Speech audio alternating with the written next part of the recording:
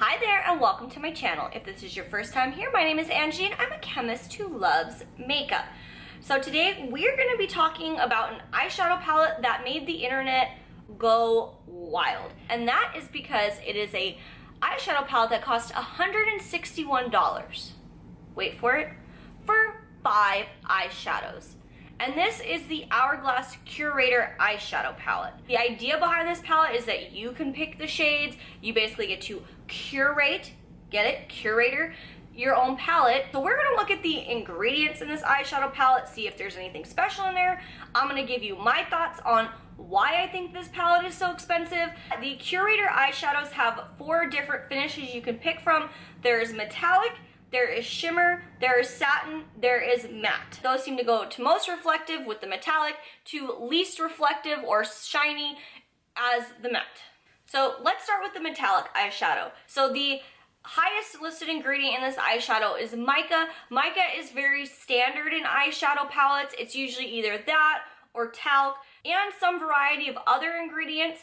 Because this is a metallic eyeshadow, you're not gonna see a lot of those other type of ingredients because the goal is to make this look metallic.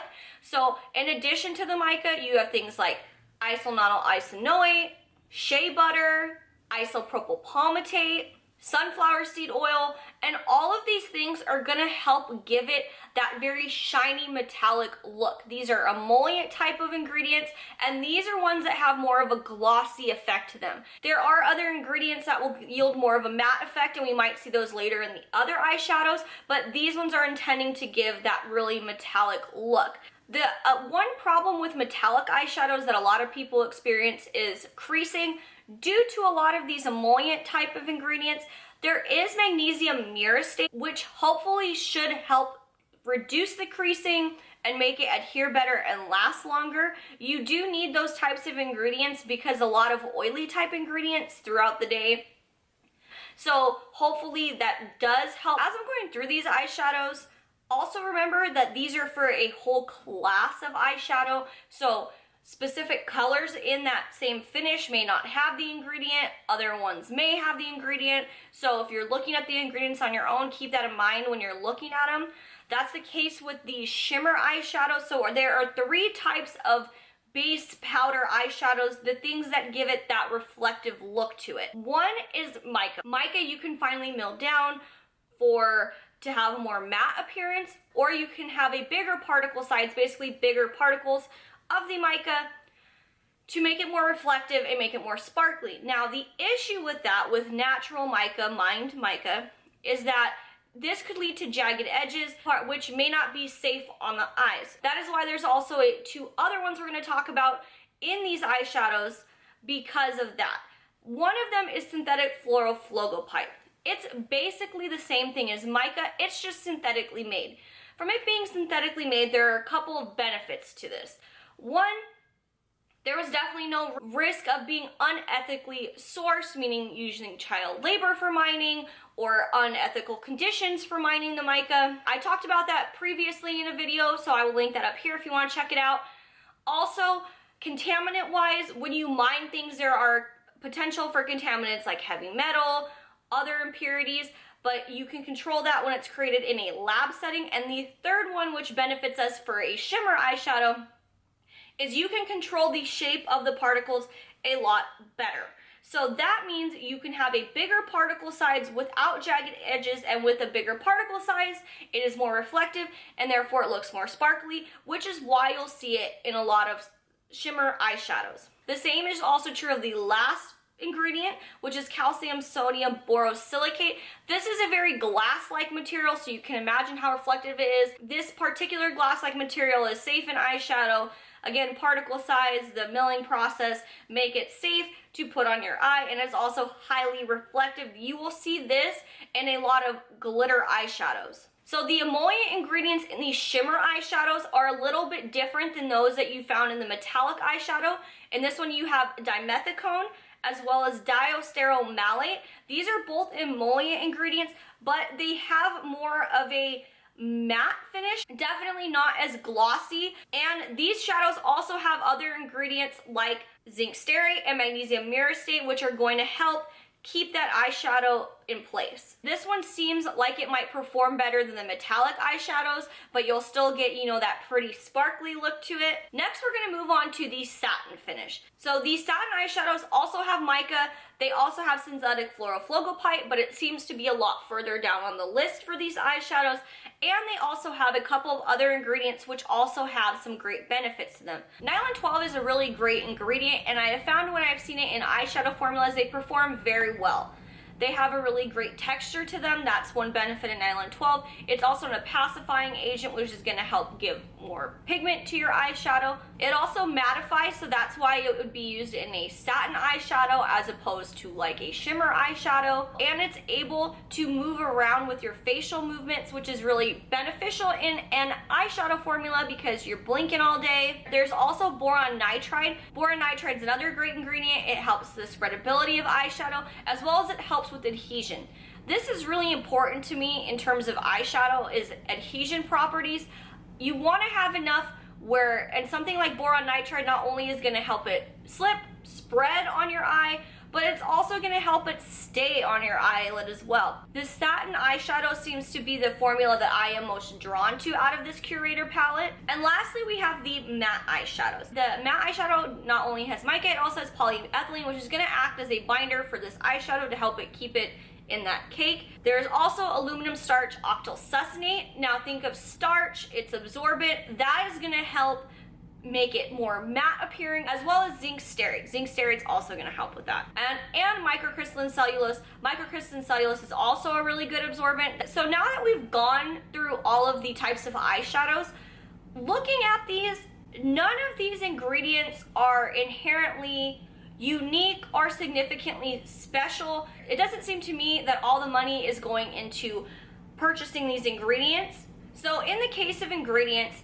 typically you can't just see an ingredients on the list and know everything about it. So just looking at an ingredients list and seeing an ingredient present on there, it doesn't tell you everything you need to know about that ingredient. You don't know the purity of the ingredient. You don't know if it was part of a blend. You can't tell the quality of an ingredient. That being said, there are only so many ingredients and so much improved quality that you can have out of an eyeshadow ingredient. This isn't like a food that you can buy artisanally from a farmer's market or anything like that. And particularly with the colorants in here, which do make up a good chunk of an eyeshadow formula and are probably one of the more costly ingredients, those have to meet a set of standards set out by the FDA. They do have to be FDA approved, and some of them have to actually get batch certified. There is a certain level of quality that you have to get in those colorants. Personally, I don't believe a lot of your money is going into these ingredients. They are not crappy ingredients by any means, but there's only so many ingredients one can put into an eyeshadow formula. So where is your money going? One place your money is going is the packaging. Each individual eyeshadow has this gold trim on it with a little H emblem in there. That has to cost a pretty penny to put on every single eyeshadow, as well as the palette packaging you actually purchase itself. They claim this is made with 100% recycled materials, gives it the appearance that this is more environmentally friendly, which could also pull a higher price point. Another reason why this palette can draw such a high price point, in my opinion, is the fact that it is a customizable palette. They have a variety of eyeshadows for you to choose. They are basically telling you, you get to curate this palette, and so that is gonna drive the high price point. That being said, if you wanna customize your own palette, but there's a lot of places you can buy those little eyeshadows in the little tins. They're significantly cheaper. They do the same thing. You can get a magnetic palette and you can curate your own palette that way. It's not as fancy a packaging, but you can get a lot of eyeshadows for the same price. If you break down this palette as cost per eyeshadow, it's $32 a piece.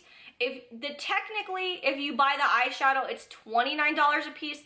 You also only get 1 gram of product, which also seems to be less than other companies. That's what a lot of their reviews complained about, is that the eyeshadows were a lot smaller than they expected. So Hourglass is sold at Sephora. So we're gonna compare it to some of the other eyeshadows that they have at Sephora and see if the cost point is similar. So for an individual eyeshadow from Urban Decay, it's $19. That gives you the whole packaging and everything. It's on sale now, but Marc Jacobs did also have an eyeshadow for $29.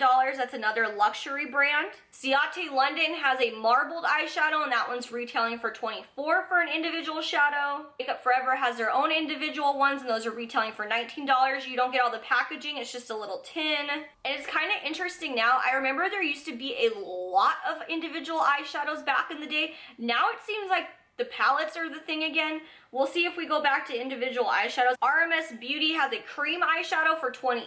I know it's not the same texture, but you know, we're hard up for individual eyeshadows here. Makeup by Mario's is $24 for an individual eyeshadow. Tom Ford has one for $32. Good Lord. Natasha Denona has one for $29. So in terms of luxury prices, it does seem to be semi-comparable. The problem is that eyeshadow has to go in that palette. You can't just have it separated like all these other eyeshadows. Both yes and no, it is comparable if you look at them as individual eyeshadows.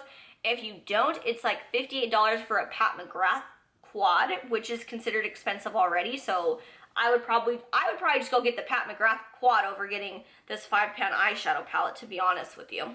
So I looked at the reviews on Sephora for these eyeshadows, and it's very interesting. There's a lot of 1 ratings, and then there's a lot of 5 ratings. So there's a lot of people saying that these are not very pigmented eyeshadows. So a lot of their 5-star reviews do seem to be from people who got this product for free in exchange for a review, which I have done in the past, I will continue to do, but it does kind of make it a little bit off when there's so many 1-star reviews. A lot of the complaints from the 1-star reviews were that this product doesn't last very long, which is understandable if they didn't put enough of those binder adhesive type of ingredients. It's not very pigmented, and that it's a really small eyeshadow. For me, I personally just would not spend this much money on an eyeshadow palette, let alone one with 5 eyeshadows in it. There's so many better ones from like Pat McGrath, Natasha Denona. You get so many more eyeshadows, even at a lower price point. And a lot of the reviews even acknowledge that this is just kind of a really high price point for what you're getting, even if they did like the eyeshadow. Like I said earlier, you can't usually judge a product on an ingredients list, but for eyeshadows, there's only so many ingredients that you can put in there, especially because you are putting it on the eye. You can't even put a lot of the fluff ingredients like extracts and things like that because it could be kind of sensitive to the eye.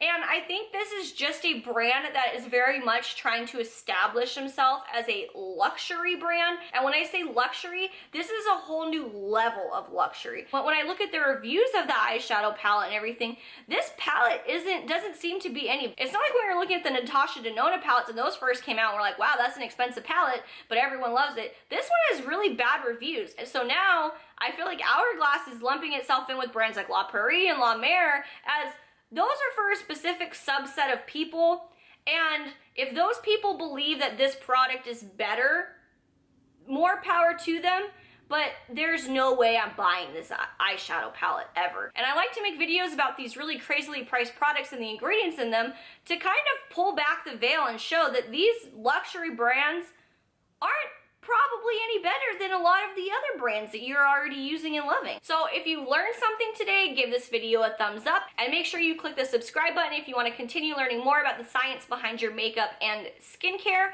And let me know down below what you thought of this. What were your initial reactions? Did you feel differently now? Let me know. And with that, I will see you in my next video.